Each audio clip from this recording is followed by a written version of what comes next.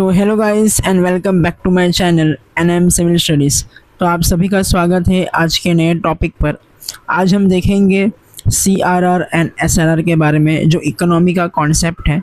CRR का मतलब होता है cash reserve ratio. Okay, CR का मतलब होता है कैश रिजर्व रेशियो, और एसएलआर का मतलब होता है statutory statutory liquidity ratio. Okay, तो ये बेसिकली आरबीआई का ये क्वांटिटेटिव मेथड है टू कंट्रोल इन्फ्लेशन। जब महंगाई बढ़ जाती है तो आरबीआई ये सब का यूज़ करते हैं ताकि वो महंगाई को कंट्रोल कर सके। बेसिकली ये मॉनेटरी पॉलिसी के अंदर आता है, और मॉनेटरी पॉलिसी बेसिकली कौन देखभाल करता है उसका? आरबीआई। तो हम स्टेप बाय स्टेप समझेंगे कि सीआरआर एंड एसएलआर क्या होता है, बिल्कुल एकदम सिंपल मेथड में। तो ये सब समझने से पहले आप जान लो कि एनडीटीएल क्या होता है। ओके, एनडीटीएल होता है आपका net demand and time liabilities. ये आपका टोटल मनी है, किसका पैसा है? ये बेसिकली पब्लिक का, जिन सब ने बैंक में ये डिपॉजिट किया हुआ है, और बैंक की ये जिम्मेदारी है कि अगर कोई पब्लिक अपना पैसा वापस मांगता है तो उन्हें पे करना होगा। ये जो बैंक्स के डिपॉजिट होते हैं बेसिकली हम उसको दो टाइप में बांट देते हैं। बेसिकली ये दो टाइप्स के होते हैं। एक होता है आपका डिमांड डिपॉजिट्स, जो आप कभी भी विड्रॉ कर सकते हो जैसे आपकी ज़रूरत होगा, और इसमें आपका दो टाइप के अकाउंट होते हैं, basically saving account and current account. और दूसरा होता है आपका टाइम डिपॉजिट्स, जो आप स्पेसिफिक टाइम के लिए बैंक में डिपॉजिट करते हो। इसको आप डायरेक्टली कभी भी मन से ऐसा विड्रॉ वगैरह नहीं कर सकते हो, जब टाइम हो जाएगा तभी आप विड्रॉ कर सकते हो। अगर आपने टाइम से पहले विड्रॉ किया तो आपको एक पेनल्टी भी लग सकती है। या आप इसमें आपका आता है fix deposits and recurring deposits. I hope आपको सेविंग अकाउंट, करंट अकाउंट ये सब मालूम होगा, and fix deposits and recurring deposits के बारे में भी मालूम होगा। जो net demand and time liabilities होता है उसमें आपका पूरा डिमांड डिपॉजिट्स जो बैंक को आपको पे करना होता है, और टाइम डिपॉजिट्स जब टाइम होने के बाद जो आपको मिलता है, जैसे कि एफडी एंड रिकरिंग डिपॉजिट्स, उसमें से हम माइनस करते हैं money deposited in other banks, जो इंटर बैंक जिसको बोलते हैं, जो बैंक ने डिपॉजिट किया उसको हम इसमें से हटा देते हैं। इसमें से आपका demand deposits and time deposits हम काउंट करते हैं, उसको हम बोलते हैं net demand time liabilities. Okay, अब हम देखेंगे कि बेसिकली हम इंटर बैंक डिपॉजिट्स को माइनस क्यों करते हैं। बिकॉज ये फ्लोटिंग मनी है बिटवीन बैंक्स, मतलब एक बैंक से दूसरे बैंक्स में ये पैसा घूमता रहता है। ये कोई नया मनी नहीं है जो जनरल पब्लिक ने डिपॉजिट किया होगा। ठीक है, मैंने सब आपके लिए एकदम सिंपल वर्ड्स में यहाँ पर लिख दिया है, आप पढ़ के इसको एकदम आसानी से समझ सकते हो। जो दूसरा टॉपिक है वो है अपना बेसिकली जो कैश रिजर्व रेशियो, जिसको हम सीआरआर भी बोलते हैं। अब जो सीआरआर है ये आपका फिक्स परसेंटेज ऑफ बैंक का टोटल डिपॉजिट्स है, और ये आप किसके पास रखते हो? बेसिकली आप आरबीआई के पास रखते हो। ये पैसा कौन रखता है? पब्लिक रखता है कि बैंक? ये पैसा बेसिकली बैंक रखता है। किसके पास रखता है? आरबीआई के पास में। और कौन से फॉर्म में रखता है? ये कैश के फॉर्म में रखता है, ना कि गोल्ड और गवर्नमेंट सिक्योरिटीज़ के फॉर्म में। ओके, कुछ इम्पॉर्टेंट पॉइंट्स हैं जो एग्ज़ाम पॉइंट ऑफ व्यू से इम्पॉर्टेंट है। बेसिकली ये जो कैश है किसके पास रखा जाता है? आरबीआई के पास में। ओके, बैंक अपने पास खुद में नहीं रखता, बाकी आरबीआई के पास में रखता है। किस फॉर्म में रखता है? तो प्योर कैश के फॉर्म में। क्या ये जो आरबीआई के पास बैंक जो पैसा रखता है सीआरआर में, क्या उसमें इसको इंटरेस्ट मिलता है क्या? आंसर है बिल्कुल नहीं, इसको 0% इंटरेस्ट मिलता है। Okay, the RBI does not pay a single rupee of interest on the CRR, the money sits idle. सिर्फ आरबीआई के वॉल्ट में ये सिर्फ सेफली रखा जाता है, इसमें कोई भी इंटरेस्ट बैंक को नहीं मिलता है। कौन से ये लॉ इसको गवर्न करता है? सेक्शन 42 सब 1 ऑफ द आरबीआई एक्ट 1934 के तहत ये रखा जाता है। क्या यहाँ पर कुछ लिमिट्स है क्या? 2006 में the law was change, now there is no minimum और maximum limit, the RBI can set it to the percentage it likes. Basically इसका आपको मिनिमम लिमिट नहीं है कि कितने परसेंट हमें आरबीआई के पास रखना है, ना इसका कोई अपर लिमिट है। ओके, ये आरबीआई टाइम के हिसाब से सिचुएशन देख के ये सेट करता है। हम वो भी देखेंगे कि अभी करंट में कितना परसेंट है, आगे हम बात करते हैं इस बारे में। तो उससे पहले, आगे जाने से पहले हम स्टैट्यूटरी लिक्विडिटी रेशियो के बारे में देख लेते हैं। अब जो ये होता है we fix percentage of total deposits, ये बैंक रखता है पर किसके पास, आरबीआई के पास नहीं रखता। ये वाला पैसा वो अपने बैंक में ही रखता है। ओके, ताकि वो इससे लोन्स वगैरह वो नहीं देख सकते, बल्कि इनको अपने एक तरफ से सेफ उसमें रखना पड़ता है। ओके, कुछ इंपॉर्टेंट पॉइंट्स है एग्जाम पॉइंट ऑफ व्यू से। ये कहाँ पर रखा जाता है, बैंक के अंदर ही, खुद के वॉल्ट या फिर अकाउंट में। ये आरबीआई के पास नहीं रखा जाता। जैसे हमने सीआरआर के बारे में बात किया, वो सिर्फ कैश फॉर्म में रख सकते हैं, पर इसका ऐसा कुछ नहीं है। ये कैश के फॉर्म में भी रख सकते हैं, हम गोल्ड के फॉर्म में भी रख सकते हैं, और गवर्नमेंट सिक्योरिटीज़ के फॉर्म में भी रख सकते हैं, जैसे कि treasury bills, state developments and etcetera. Okay, क्या इस पे इंटरेस्ट बैंक अर्न करती है क्या? Yes, because banks invest most of their SLR money in the government bonds. और आपको मालूम हुआ गवर्नमेंट बॉन्ड्स क्या हमें रेगुलर इंटरेस्ट प्रोवाइड करती है, और बैंक के लिए एक टाइप का इनकम सोर्स होता है। कौन से लॉ से ये चलता है? तो section 24 of the banking regulation act 1949। Okay, ये सब बातों को आपको ध्यान देना है, एग्जाम में कई बार पूछे गए ये सब सवाल। क्या इसका भी कोई मैक्सिमम लिमिट या मिनिमम लिमिट है क्या? इसका कोई मिनिमम लिमिट तो नहीं है, पर इसका मैक्सिमम लिमिट कितना है? 40%। ओके, अब हम कुछ क्विक कंपैरिजन देख लेते हैं सीआरआर और एसएलआर के बीच में। तो करंट जो सीआरआर का जो परसेंट है वो कितना परसेंट है? 3%। और एसएलआर का करंट कितना परसेंट है? 18%। और इसका मैक्स से मैक्स कितना हो सकता है? 14%। ओके, और कोई लोअर लिमिट नहीं है, और इसका ना ही कोई लोअर लिमिट है ना ही अपर लिमिट है। ये कौन से गवर्निंग लॉ से है? सेक्शन 42(1) आरबीआई एक्ट 1934, और ये सेक्शन 24 बैंकिंग रेगुलेशन एक्ट 1949। ये किसके पास ये पैसा रखा जाता है? आरबीआई। और फॉर्म कौन सा होता है? कैश के फॉर्म में। ये बैंक खुद अपने पास में रखती है, और कौन से फॉर्म में होता है? कैश, गोल्ड और गवर्नमेंट बॉन्ड्स। क्या इस पर इंटरेस्ट मिलता है? नहीं। इस पर इंटरेस्ट मिलता है? यस। ठीक है, इसका मेन टारगेट क्या होता है? Control the cash flow in the economy. और इसका मेन टारगेट क्या होता है? Prevents the bank failure and helps the government raise loans.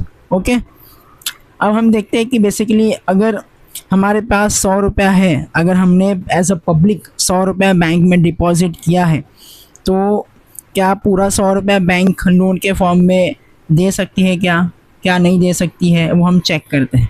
For example, एक पब्लिक है, जैसे कि आप अपने आप को समझ लेना जो भी यह वीडियो को देख रहा है। आपने बैंक में 100 रुपया इन्वेस्ट की। कितने रुपया इन्वेस्ट किया आपने? 100 रुपया।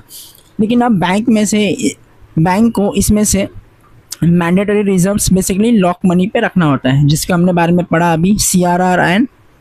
ओके, तो 3% बैंक को बेसिकली 3 रुपया बैंक को आरबीआई के पास रखना पड़ेगा, और इसमें बैंक को कोई भी इंटरेस्ट वगैरह नहीं मिलता। और कौन से फॉर्म में रखते हैं? वो कैश के फॉर्म में। और एसएलआर में उनको 18 रुपया रखना पड़ेगा, जो उनको खुद के बैंक में ही रखते हैं in the form of cash, gold और गवर्नमेंट बॉन्ड्स। लेकिन इसमें फ़ायदा है कि बैंक्स को इसमें इंटरेस्ट मिल जाता है। तो इस वाले एरिया को बैंक्स बेसिकली कुछ कर नहीं सकते। ओके, ये मैंडेटरी उनको रखना पड़ता है बिकॉज ऑफ आरबीआई के रेगुलेशन।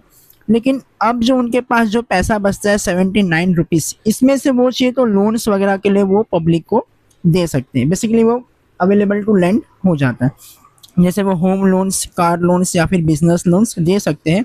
और इसमें भी वो इंटरेस्ट रेट फ़ायदा करते हैं, जो बैंक के actually major source of income यहीं से आता है। आई होप आप सभी को समझ में आ गया होगा। अब हम देखेंगे कि बेसिकली आरबीआई कैसे यूज़ करता है CRR and SLR to control the economy.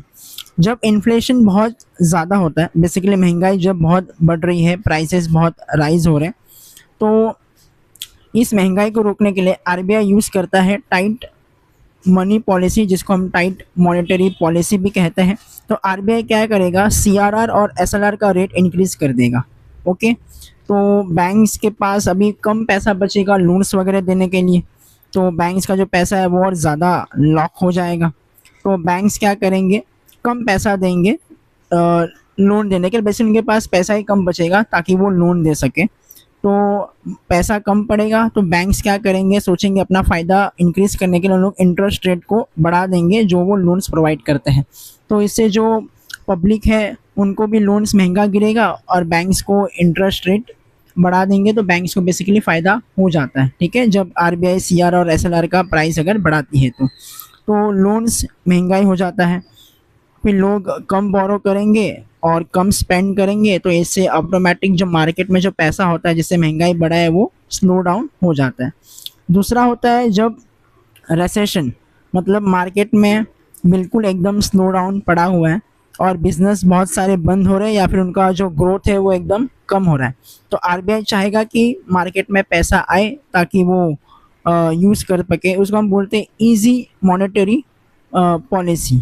Okay, तो आरबीआई इसमें क्या करता है कि सीआरआर और एसएलआर रेट को डिक्रीज़ कर देता है, तो बैंक्स कम पैसा उनके पास लॉक करेंगे, उनके पास ज़्यादा पैसा बचेगा कि वो पब्लिक को लोन्स वगैरह दे सकती है या बिज़नेस को। इससे कस्टमर अट्रैक्ट होंगे और बैंक्स जो लोन्स देती है उसका इंटरेस्ट रेट भी एकदम कम होगा, तो लोन्स सस्ते हो जाते हैं, पीपल और जो बिज़नेस है वो ज़्यादा लोन्स लेते हैं, तो मार्केट में पैसा ज़्यादा आता है, फिर खरीदते सामान ज़्यादा है, उससे इकोनॉमी हमारी क्या होती है, ओवरऑल इकोनॉमी हमारी बूस्ट अप हो जाती है। तो आप समझ गए होंगे कि इन्फ्लेशन के टाइम में कब आरबीआई बढ़ाता है इंटरेस्ट रेट एंड कब कम करता है। ओके, क्या होगा अगर बैंक्स ये रूल्स को अगर फॉलो नहीं करेगी, तो बेसिकली बैंक्स को पूरा रिपोर्ट देना पड़ता है हर 2 हफ्ते में ऑन अल्टरनेट फ्राइडेज, एक फ्राइडे छोड़ के दूसरा फ्राइडे को। ओके, कि उनके पास उन्होंने जो सीआरआर और एसएलआर का जो रिक्वायरमेंट्स है वो फुलफ़िल कर रहे हैं कि नहीं। अगर वो ऐसा नहीं करते हैं तो पहला दिन उनको पेनल्टी लगता है जो बैंक रेट होता है और प्लस उस पर 3% जोड़ा जाता है। ओके, अगर वो कंटिन्यूस ऐसा फेल करते जा रहे हैं तो fine increase by bank rate plus 5% for every single extra day. Okay, bank rate I hope आप सबको मालूम होगा क्या होता है, आपने अगर इतना इकोनॉमी पढ़ा है तो। उसके बाद हम कुछ क्वेश्चन देखते हैं, ट्राई करते हैं जो हमने पढ़ा है कि हमसे क्वेश्चन सॉल्व हो रहा है कि नहीं। ये यूपीएससी का एक क्वेश्चन है कि पहला स्टेटमेंट बोल रहा है banks earn regular interest income on their CRR deposits with the RBI. ये तो अभी भी हमने देखा कि सीआरआर पे बैंक्स को कोई भी इंटरेस्ट इनकम नहीं मिलता, तो पहला स्टेटमेंट तो गलत हो गया, तो 1 ओनली हो नहीं सकता। ओके, तो SLR can be maintain in the form of cash, gold and government securities. ये बात तो बिल्कुल सही है, तो मेरा राइट ऑप्शन क्या रहेगा, स्टेटमेंट 2। यहाँ पर आपके लिए मैंने एक्सप्लेनेशन भी लगा गया है, आप उसको पढ़ सकते हैं।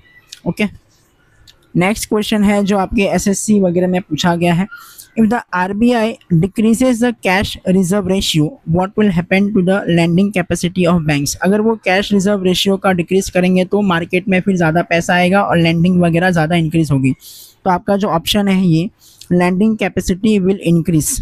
ओके, आपका आंसर इसी दोनों में से होता क्योंकि ये सिमिलर टर्म है। ये ट्रिक्स वगैरह मैंने सब बताए हुए मेरे चैनल पे वीडियोस पड़े हुए, आप देख सकते हो। 2026 का पेपर मैंने सॉल्व करके दिखाया हुआ है और रीज़न भी यहाँ पर मैंने आपके लिए मेंशन कर दिया है।